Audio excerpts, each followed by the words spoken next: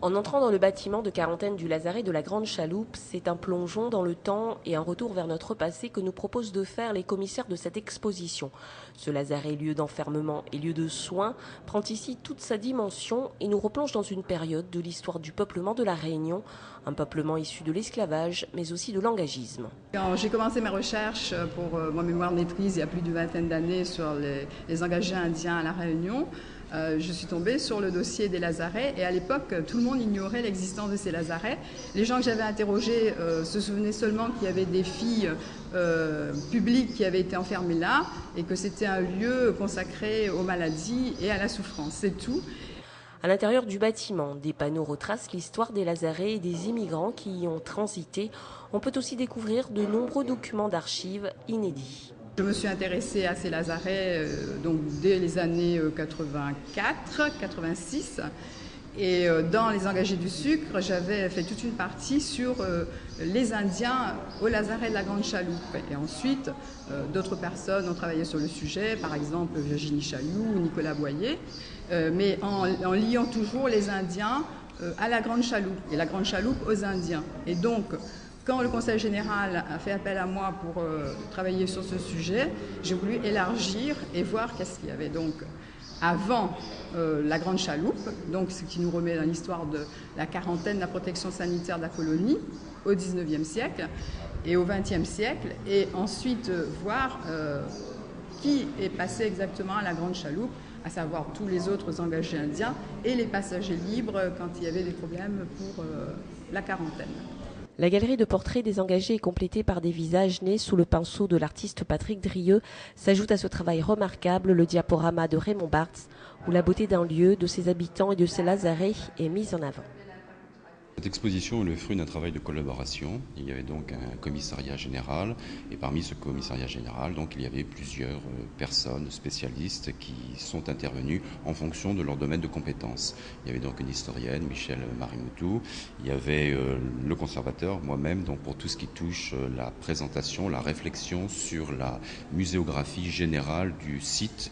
Je pense que c'est la découverte par rapport à l'histoire du lieu lui-même, pour le replacer dans une histoire générale de la Réunion, découvrir que c'est là aussi où on trouve, je dirais, le berceau du peuplement de la Réunion, puisque toute catégorie de personnes sont passées dans ces lieux, engagés, travailleurs libres, voyageurs, visiteurs, et que le lien avec l'engagisme n'est pas forcément un lien avec l'indianité, et que d'autres engagés, d'autres origines sont également passés par ce lieu, qui était un lieu de quarantaine et qui était un lieu d'isolement, parce que Michèle Marimoutou a dû vous le dire, donc c'était l'endroit obligé où devaient passer les engagés avant effectivement d'aller travailler sur les propriétés.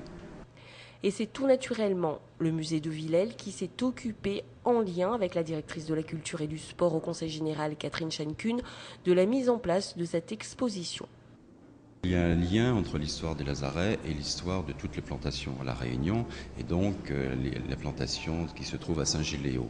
D'ailleurs, il y a plusieurs des engagés qui sont sans doute passés par les lazarets avant d'aller travailler sur la propriété des bassins de Villèle. On a retrouvé d'ailleurs des documents d'archives sur lesquels on mentionne effectivement l'arrivée d'engagés pour la propriété de M. de Villèle à Saint-Gilles-Léo. Donc il y a forcément un lien qui est un lien historique pour comprendre un petit peu l'histoire de la société de plantation. Et puis il y a aussi cette volonté de la collectivité de donner un petit peu une cohérence scientifique pour la gestion des équipements. Car le lazaret, ce n'est pas un musée en soi, c'est un lieu de mémoire qui devra permettre une compréhension de l'histoire de l'engagisme, une compréhension également des problèmes sanitaires, problèmes importants sur l'île de la Réunion.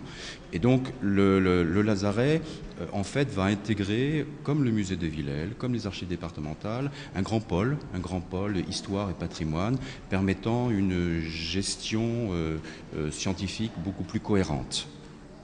Désormais, les Réunionnais peuvent se réapproprier le site des lazarets, une manière pour eux de comprendre leur histoire et peut-être de retrouver un ancêtre qui aurait connu la mise en quarantaine. Le Lazaret a été un site oublié et puis il reste un site méconnu par les Réunionnais. Alors que beaucoup de Réunionnais au siècle dernier passaient ici en quarantaine, chinois, tamouls, blancs, toutes couleurs. Donc c'est un lieu qui participe à la mémoire de l'histoire de l'immigration réunionnaise. Et c'est un lieu qu'il nous faut nous réapproprier. Il avait été laissé en abandon, Lazaret 1 est restauré, rendu à la population, et nous voudrions inviter l'ensemble des Réunionnais à venir découvrir cette belle exposition qui retrace justement l'histoire de l'immigration réunionnaise. Et puis cette inauguration se situe dans l'année européenne du dialogue interreligieux, interculturel, et je crois que si on veut vraiment parler de l'interculturel, la Réunion a beaucoup participé à cette histoire. C'est un pan du patrimoine de la Réunion, mais c'est aussi un pan du patrimoine de l'immigration nationale. C'est ce que nous sommes allés dire à Paris, au Musée national de l'immigration, c'est ce que nous sommes allés dire au président de la République qui a bien voulu co-signer la préface, faire une préface pour que les Lazarets soient inaugurés comme ils devraient l'être, avec une réappropriation par les habitants de la Grande Chaloupe à qui il faut rendre aujourd'hui un vaste hommage. Ils y vivent, ils connaissent leur histoire, à eux aujourd'hui de la faire découvrir à l'ensemble des Réunionnais. Ah, c'est très important de faire ce travail et surtout de le mettre comme ça dans une exposition à la disposition du public réunionnais pour qu'il se réapproprie son histoire. Parce que justement, ici, les gens, l'histoire est très courte, on va dire, et il n'y a pas finalement beaucoup de travaux qui ont été faits sur cette histoire. Et je pense que l'intérêt de ce travail, c'est de mettre les gens et de les faire parler. Je pense que si les gens, en venant dans cette exposition, se mettent à parler et se mettent à dire « mon grand-père est passé ici, je me souviens que », je crois que Paris est gagné. Voilà. La préservation du patrimoine réunionnais passe évidemment par la préservation de sites tels que les Lazarets. Il ne reste plus qu'aux Réunionnais à entreprendre un parcours initiatique et qui sait peut-être trouver enfin les réponses aux questions qu'ils se posent sur son origine.